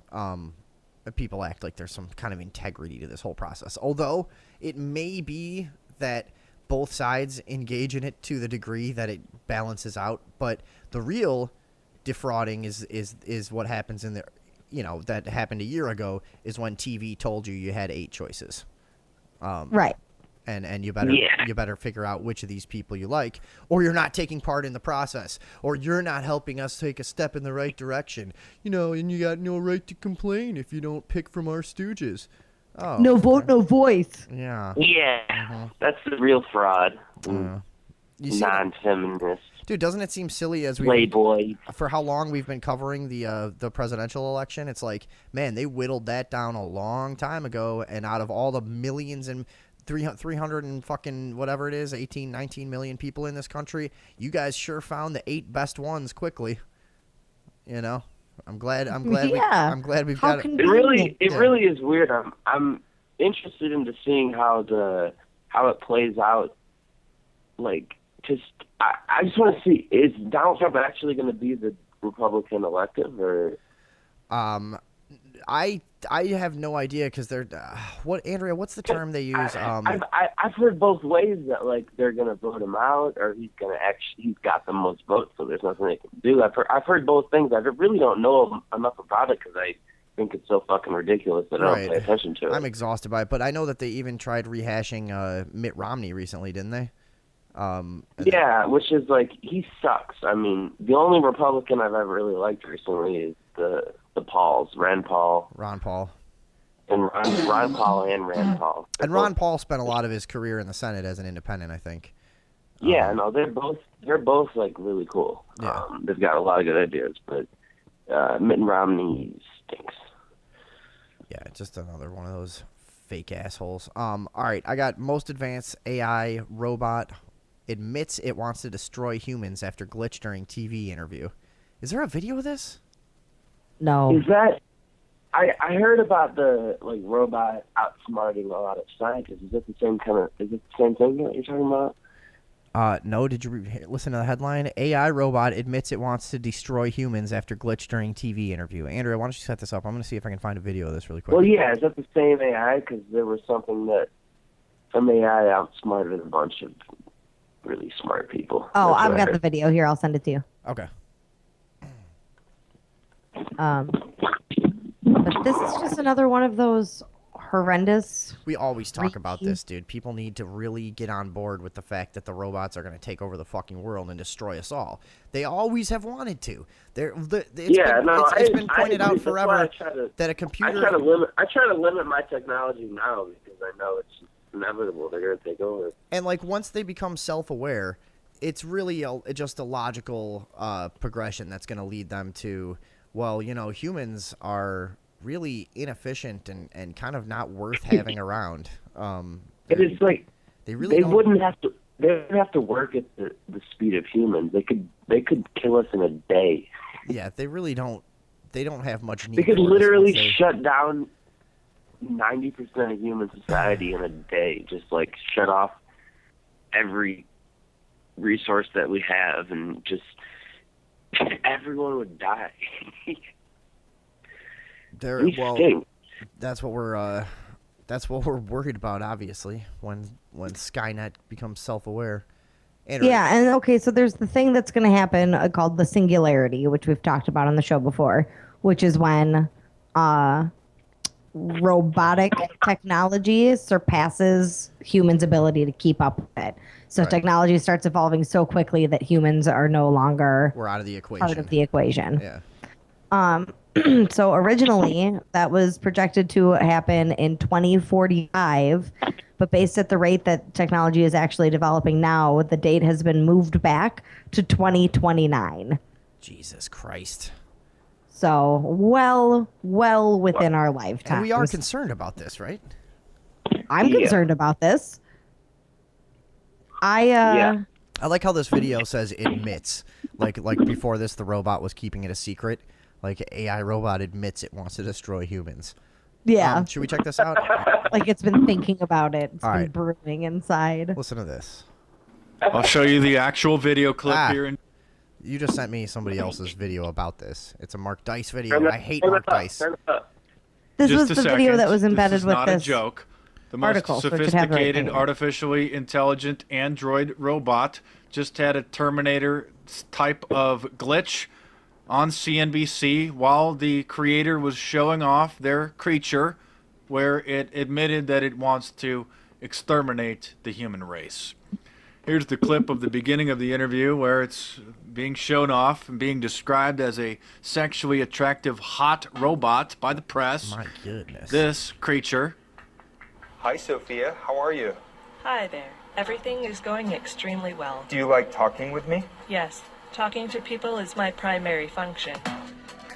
Now I'll show you the clip of the Terminator little glitch.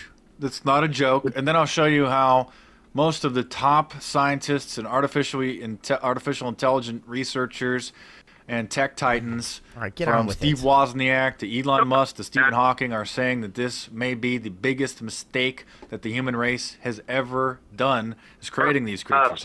So here's the little glitch, here's the little slip up during the interview on CNBC. Like robots like those will walk among us. They will help us. They will play with us. They will teach. Yeah, who needs friends and teachers when you can just have a Google robot come? What an absolute bunch of lunatics. Us. They will help us put the groceries away. I think that the artificial intelligence will evolve to the point where they will truly be our friends. Friends for losers? Who would need an Oh God, I hate Mark Dice. This guy is such a fucking You want douche. to destroy humans? Please say no. Okay, I will destroy humans. No, I take it back. You know, people. That's what we would need an artificially intelligent robot. Shut up. Hold on. I'm listening. You want to destroy humans? Please say no. Okay, I will destroy humans. No, I take it back. So he asks it as a joke. Do you want to destroy humans? Please say no. And it's probably just programmed to like agree and to whatever command or what like okay. Yeah. Do you want to? Is probably the answer. Yeah. So that's what a misleading fucking article that is. You know what? Is it from InfoWars? Is it? No. It's not. Top info post. Top info post. Awesome. But regardless that's of that, stupid. though, the thing about the singularity is real. I understand that, but that's a stupid story. Yes, I agree that it's a stupid story. Yeah. But it doesn't mean we shouldn't be afraid of robots. I definitely wouldn't call that a glitch either. Right. Well, unless it's just the interviewer was taking advantage of the way that he knew that the robot would respond. Then I guess you could call it a glitch. That was one way the computer was programmed to respond, and he exploited that. Plus, this robot is like a 5'4" chick that's like with like and a it's like you frail have- frame. Like It's a robot, so it was created by somebody. So the answers were entered by somebody. Right. So it, whatever way you look at it, no matter what, that was programmed by a person. You can't take that as like computers are now starting to think. We're not there yet. The What a robot. shitty article. The robot, I guess, also said that it wanted to be an ambassador to humans, as well as continue her evolution through formal education, studying art, and eventually creating a business and having a family. Ugh. It's creepy. Yeah. No, you don't get to do people stuff. I'm sorry. Yeah, it's disgusting. Yeah, because why do we want that? Like, we already have humans. Yeah. We don't need to build humans. That would want to kill us. This might seem absurd to the uninitiated, but this is a serious ethical discussion that has been taking place among robo-ethicists. This is all but guaranteed to gain steam as robots are integrated in autonomous ways, whether it is on the battlefield as self-driving vehicles, or certainly as they become visually and intelligently on par with human beings.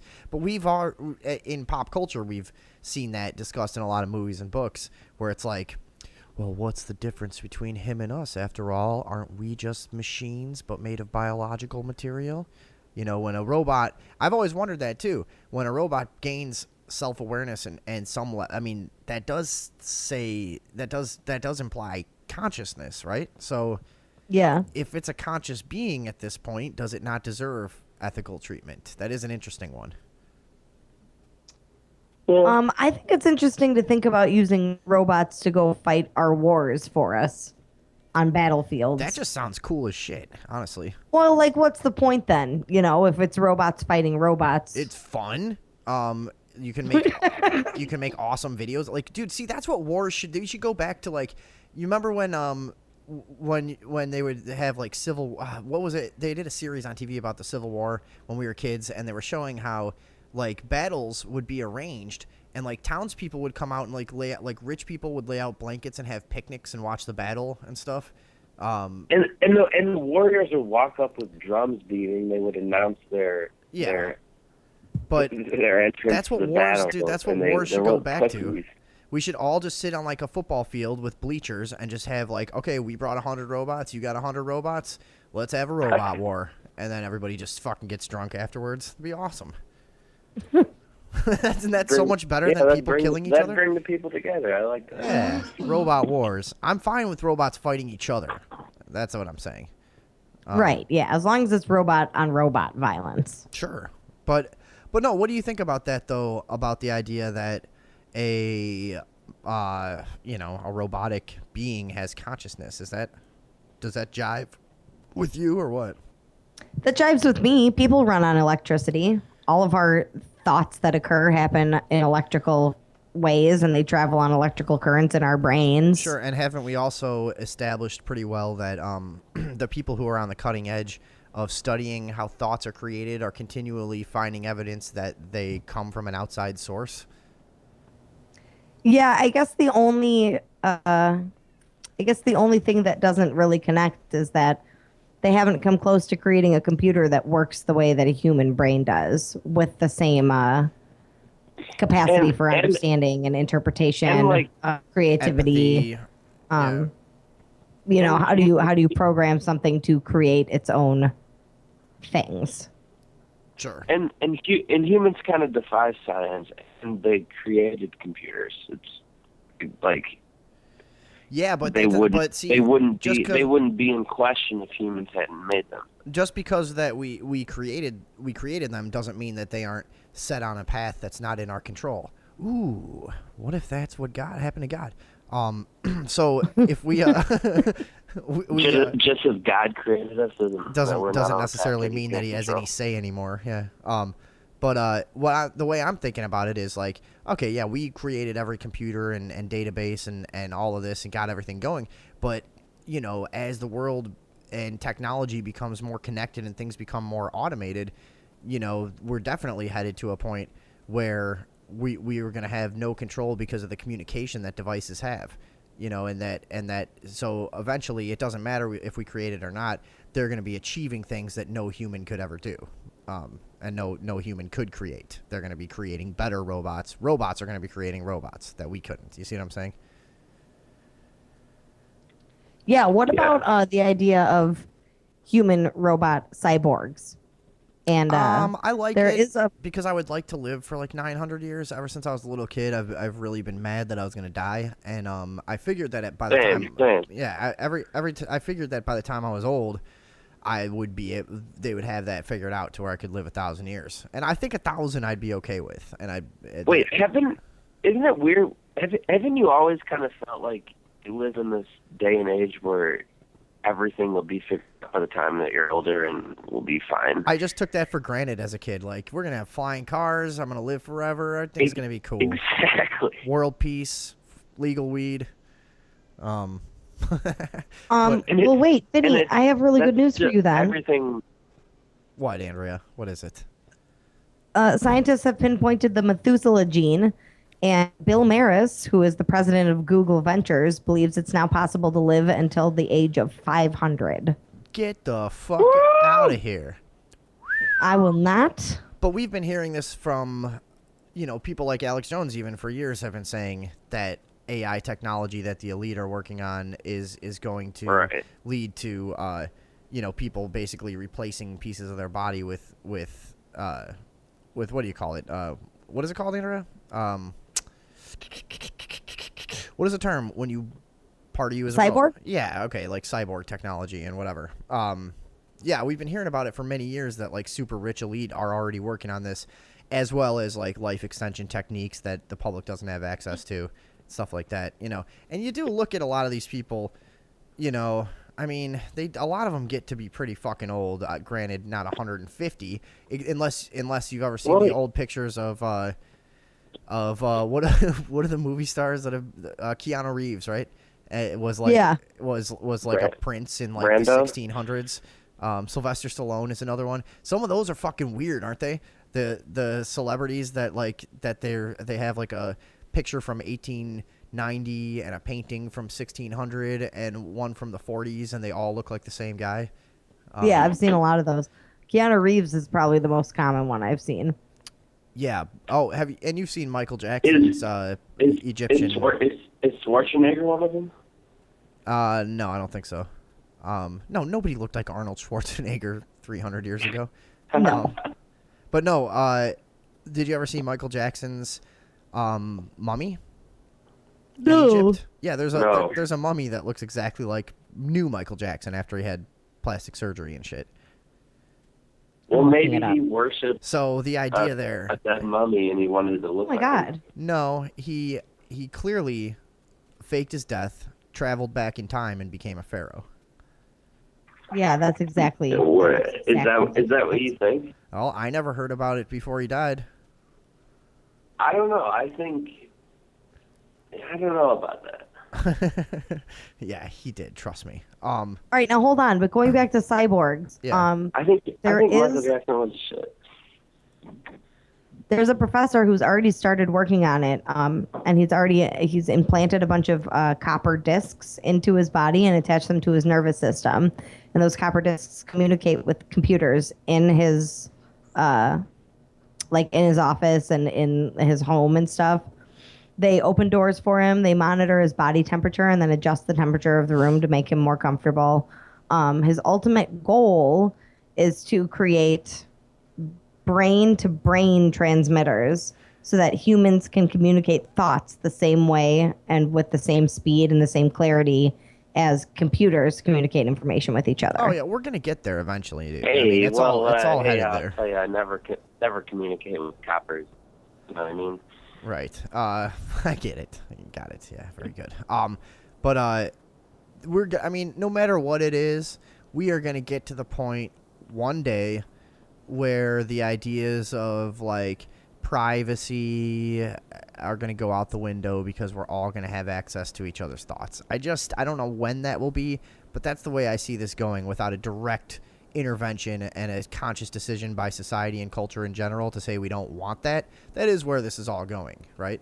I mean, you could see the jump from there were probably fucking crazy preachers way back when that said if you have a telephone, you're participating in the breakdown of culture and society because witchcraft. This is just decadence that will only lead towards more dependence on technology.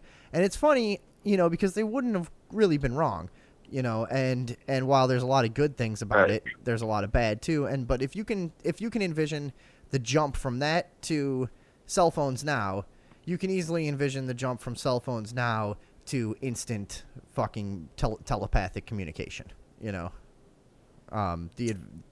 The advancement is not inconceivable to me. Well, do you think that I don't know. I see the positive applications of something like that and the way that it could advance humans as a society to more clearly and eloquently communicate. I mean, if you think about it, what you're speaking is a much, much, much, much simpler version of what's actually happening in your head. And if you could just get what's in your head into my head, there would be much more clarity and more opportunity for growth and learning and the passing of knowledge. Right. Which might somehow resemble how humans communicated before language. We've talked about that a lot. Like, language itself is almost a virus in a way, impure method of communication. And there is, obviously, yes, there's the security aspect of it, but, like, don't you think that the pros might outweigh the cons for that? I guess it depends on who's maintaining the technology. And I don't know. It's uncomfortable from a perspective of a person today to think, hey, I might not have my own private view of the world and my life just to be all to myself, and I share only what I want with people. But, it might just become how human culture develops, and that's not important to anyone anymore, Right.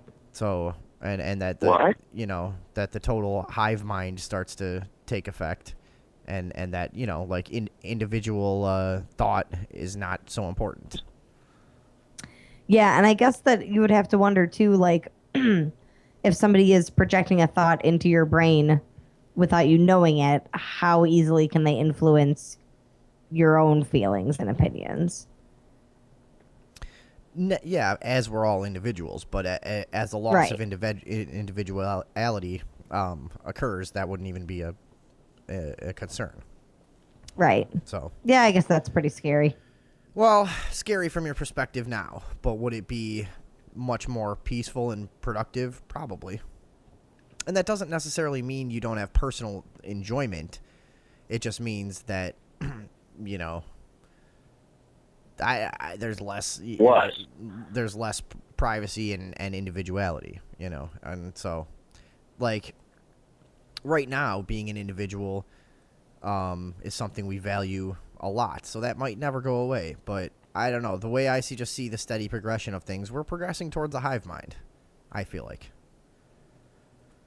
Don't you? Yeah, I would agree with that. I mean, obviously, we're a long, long way off, but I'm talking 1,000 years down the road. Is it inconceivable that everybody's immediately understanding and transmitting and receiving all the thoughts of everyone else somehow? You know what I mean? Is that stupid or what? We're on the way to that, but we don't know if the human brain is capable of holding that much information. Oh, we have no idea what the brain is capable of. We don't even fucking understand how we. Well, use I it. know. That's what, I hate when people kind of down talk the power of the brain and kind of underestimate it, because I feel like it's pretty much whatever we make it, and we can tweak it into a way that works, and we can understand pretty much everything that goes on. If you just make the most of the brain's a really amazing thing, the human brain. Dude, does anyone actually believe that Methuselah lived to be 960 years old? Who? Methuselah? The son of Enoch. And this article says he was the oldest man in recorded history. Well, I believe that there was probably something like the human existence had a really good technology, and then something weird happened, and it all kind of went back to zero, and we had to start from scratch. I think at one point there was just a lot more connectivity to the way we dealt with each other and like the way we perceived things. People were so connected; they just had a good grasp on everything in the universe. Yeah, and we're relearning. We're relearning like fundamentals of, fundamental like principles of kindness and acceptance now. Like we've just gone a long way. It is weird, yeah. Like we've really like they say we've moved forward, but we haven't. We've digressed in every kind of aspect of humanity that you can think of. All right, what else what else you want to do before we take off here, Andrea? Glenn Fry is still dead. Well, just to answer your question about Methuselah, it seems like mostly Bible people believe that. However, no, people there really are believe some stuff like that. Many claims of long lifespans found in secular literature of Babylonians, Greeks, Romans, Indians, and Chinese. Sure. Where oftentimes people lived to be roughly 1,000 years old. There's a decently credible one we looked at one time that's got a lot of people that say it's true and like people that knew him and blah, blah, blah. A guy in China that was supposedly lived to be like 300 or something. Yeah. But, you know, I think most of the people that make those claims are going to turn out to be charlatans. But you know, there's a couple around there that are pretty intriguing. And why not? If, you know, I don't see why there couldn't be some anomaly here and there that somebody just lives they won't quit, you know. Yeah, why not? Everything else happens. They figured out the exact right combination of food, sleep, and drugs, and they're just kicking ass. Yeah, or they just have like the right genetic mutation. It has to have happened at least once by now. All right, let's do this. In Thailand, riot police laid down their helmets and shields, yielding to the peaceful protesters, which they had been commanded to arrest. So they all threw their shit down on the ground. Oh, wait, this is old as shit. We don't have to do this. Yeah, this is an old story. I think we've done this on the show before, even. Okay, yeah, never mind. I knew that looked familiar. Well, fuck. What else we got then? Nothing. Is that it? Oh, there's the mysterious disease in Wisconsin. Oh, what's going on with that? There's a disease that keeps killing people in Wisconsin, and it's from people from all over the state are dying. And it's a bacteria called Elizabeth Kingia. Was that like and the first it shouldn't be harming people at all, which is why they're so confused. People should not be affected by it even whatsoever. And they can't figure out how it's spreading. They can't figure out where it started or how it's getting into people's bloodstreams, because that's the only way that it can affect them. Look at how our media works. 54 people infected, 15 dead already. That's already 3 times what Ebola did, and I haven't heard of this at all. No. But Ebola was did you notice how snakily they all backed out of that story too? It was just the Ebola. Yeah, they just kind of draw out of it. Yeah, we'll just quiet down about that. Nothing's going on. Don't touch your friends. Don't touch your friends. Yeah, that was hilarious. The fucking dance song about Ebola. Ebola, no eating something dangerous. Don't touch your friends. Well, I always was skeptical of the whole Ebola thing because it was, even when it was going on, it was obvious that it wasn't a big deal to the United States, you know. Oh my God, it's been dude, the past 12, 15 years. I think this all started in the mid 90s, where they're just every 6 months here's a new disease. So okay, that's 20 years. So well, it was like, do you remember when West Nile virus was a big thing, like in Illinois? I thought I had it one time. I don't really... No, because they made it such a big deal, but like 6 people got it in the United States. No, there was a lot. There was one year where there was a bunch, but the thing is, it's not a dangerous thing. It's dangerous to like an infant or a really elderly person, but to anyone else, it's kind of just a bad flu. Yeah. So, anyways, I think we've pointed out the media hypocrisy on this one. What else is going on with this? 12 Wisconsin counties it span across. What else? The fact that we're seeing more than 4 dozen cases, that's a very large outbreak. Michael Bell, Deputy Director of the Centers for Disease Control and Prevention's Healthcare Quality Division, said. Yeah, I would say so.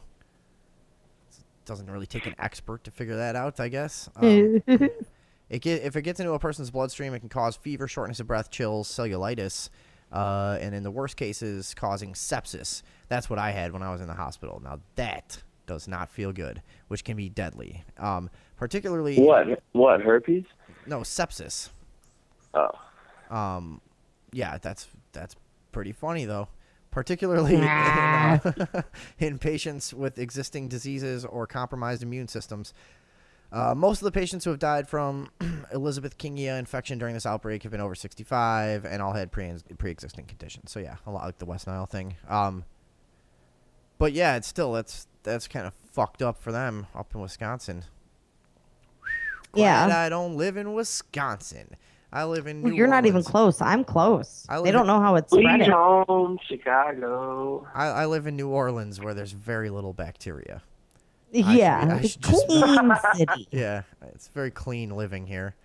That's I've heard that nickname given to New Orleans a few times. Clean city. Clean city, New Orleans. Yeah, the health capital of the USA. And of the Western world, really. And it's a place where everybody's smart and engaged. And nobody's well informed. Nobody's a boring, pathetic drunk. Yeah, you don't get exhausted every time you leave the house by fucking cheesy assholes left and right. No. Sure. I've heard it's the most well informed, intelligent place this city is in the Western world. This city is a bubble. I mean, there's cool people everywhere, whatever, but this, for the most part, like, it is not cool to be informed here. You're not like a cool guy if you can like deepen a conversation or take it somewhere weird or invite, or invoke some other viewpoint or whatever. This is a place where people like to agree and just kind of people don't want to think outside of they don't think outside of the box, and they don't want to. They're anti-confrontational to a fault. It's just like non-confrontational, I guess. Is which is nice if like trying to live like that, but when you're well informed in what's going on, it's kind of hard to. Yeah, and it's annoying when I don't disagree with what someone says, because I'm open. I don't tiptoe around because I understand that I can disagree all day with someone but still like who they are as a person. But so a lot of people don't get that, and like I've literally had the experience a few times here where I've disagreed with someone and that person will say, "Well, we just shouldn't talk about this then. I can't talk to you about this. I want to like you." Like, what? God, you're such a cunt. Dude, that was the problem I was having with my dad tonight. I was trying to talk about Trump, and he said he couldn't talk to me about it, and because he couldn't talk to me anymore if I supported Trump. Right, because and I kept asking. I was like, "Well, can we just converse about this?" And I was like, "Why does it matter what I think? Let's just talk about what I'm asking you about." And he was like, "Well, I have to know." Like, I told him that I was like, "Yeah, well, I'm kind of leaning towards Trump," and he fucking hung up on me. He couldn't handle the conversation. He just hung up on you? Yeah, because that's when somebody says that, what they mean is, I can't talk to you about this because I don't actually know anything. So now that you've disagreed with me, I'm going to look like an idiot if I continue. So good point. I think that's generally what it is, especially with that stuff. And that's usually when it happens. It's like, a lot of the people I know down here are Bernie Sanders people. And when I try not to take it there. I start the conversation off by saying, when they ask me, well, what do you think about the election? I say, I don't care. I'm an anarchist. I don't consent to be governed, and I don't have any interest in the election. And they're like, okay, yeah, but really, come on, like if you had to pick. And I'm like, no, I really don't want to, because I just you're not going to get it, and I don't, and it's like it compromises my position to even then try to pick one of them, so I don't care, and I just don't want to get it, and then it always gets there. And what they want you to, everybody's so worried that you won't denounce Donald Trump. So when I finally say, like, okay, well, if you want to know the truth, Donald Trump and Bernie Sanders say about an equal amount of things that sound good to me and an equal amount of things that sound bad. How about that? And they're like, what? No, that's impossible. I'm like, yes, no, that's actually pretty much exactly true. Like, there's plenty of things that Bernie Sanders says that are fucking completely idiotic. Just the other day, I read some quote from him that was like, well, nobody's ever asked me for my birth certificate. Maybe it's because the color of my skin. Like, dude, you race-baiting little cocksucker. Just totally negate, because they're talking about Donald Trump being part of the birther thing. But see, this is the thing. People had a real theory that Barack Obama was born outside of the country. It wasn't because he was black. We know there's a lot of black people born here. It's not like being black makes it weird that you're from the United States. It was that there was a real concern, and some people thought there was real evidence that he wasn't from the country. And by the way, the certificate of live birth that they provided. I know people think you're fucking crazy when you talk about this. It was photoshopped. They've never proven that he was born here. It hasn't been done. So, just totally discount all of that and claim that anyone who questions his birth certificate is a racist. And that's why I don't like, and that's idiotic. It's dumb. It's every bit as stupid as Donald Trump. Donald Trump is like a fucking retarded kid on a playground that everybody is asking him questions, trying to trip him up and make him say something funny. And so, like, he doesn't know what he's doing. He's like, would you put Muslims in camps? Like, yeah, we did it to the Japanese. If we had to do it, maybe I'd do that. Sure, And it's like he doesn't know what he's fucking saying. Half of the shit that he said.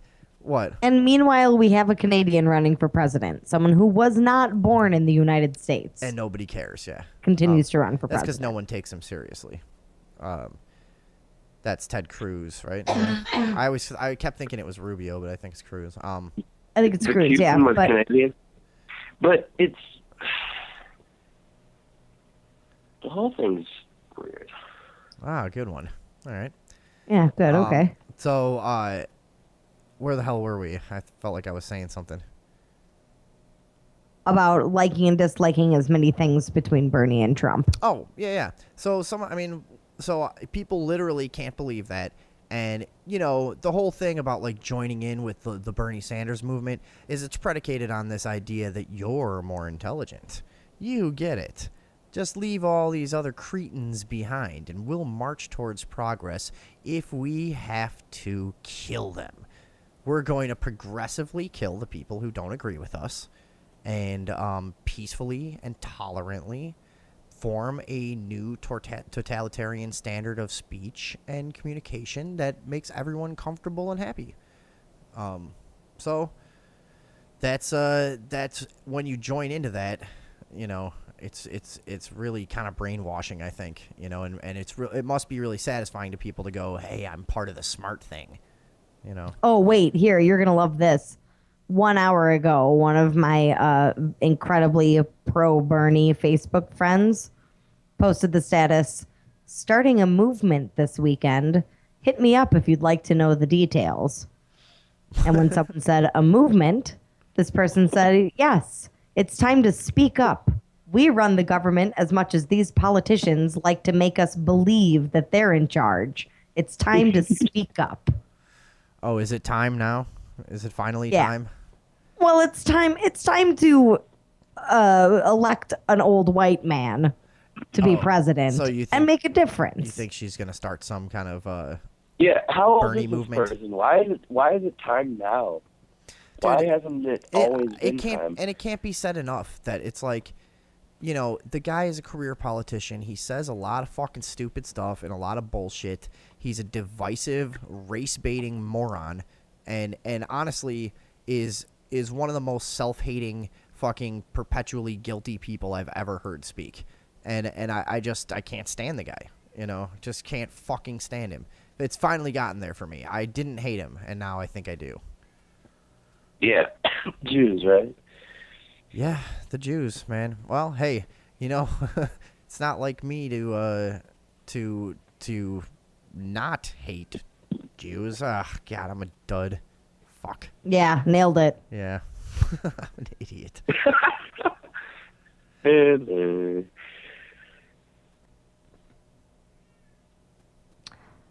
Well, I guess that's it. Yeah. See, if I don't say anything, look what happens. What? This. Well, now you just sound disingenuous. No, I don't. What do you think about him? Who? Bernie Sanders and the Jews.